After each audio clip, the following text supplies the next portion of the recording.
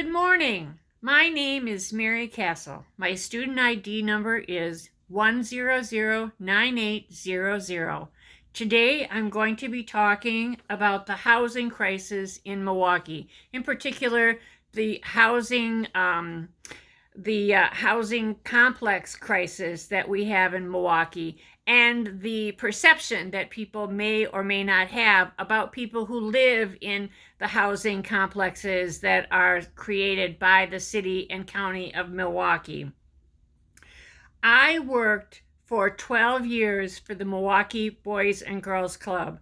I worked at 27th and Valete at the Milwaukee Boys and Girls Club called the Julius and Rose Pieper Boys and Girls Club. It was the smallest Boys and Girls Club of all the clubs, and I loved it.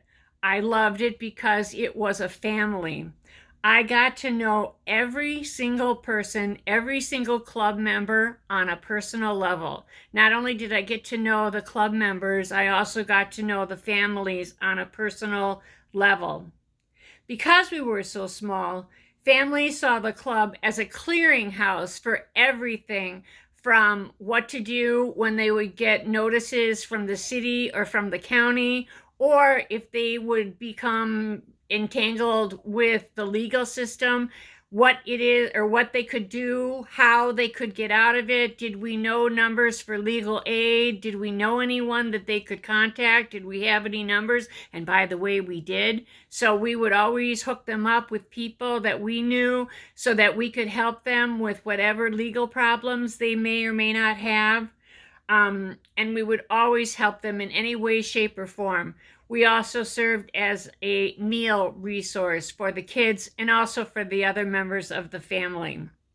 Unfortunately, in 2002, the city decided in its wonderful knowledge that it was going to tear down the housing complex and rebuild it. And by the way, this is 2020, and still there is no housing complex located at 27th and Valete. And that's a shame, because the kids that live in that area have nowhere to go, nothing to do except to get into trouble. And that's what's happening. And that's a real shame, because that's what the Boys and Girls Club was. It was an anchor for them. It was a safe haven.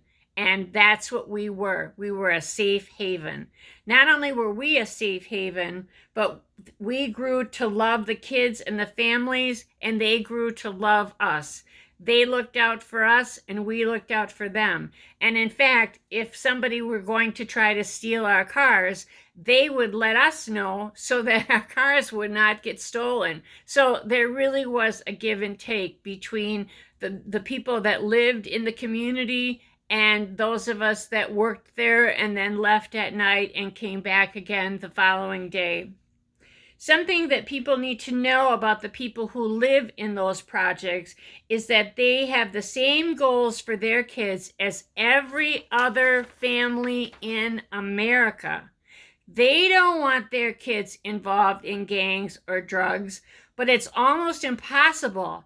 It's like removing sand with a teaspoon from the seashore to keep the gangs away from their kids.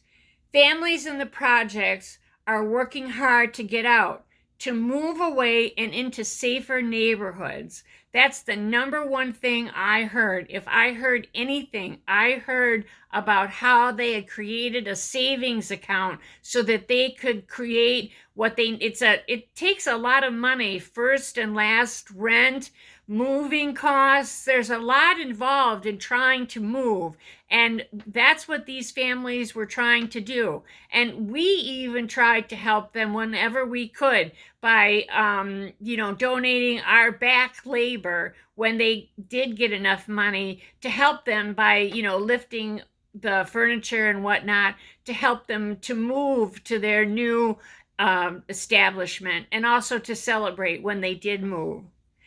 The only way that we're going to be able to help people to move into their version of the American dream without having to scrimp and save every dime is to increase the minimum wage Don't let anybody fool you by saying if you increase the minimum wage, then the cost of a Big Mac is going to go up to $15. That's just ridiculous. That's a scare tactic.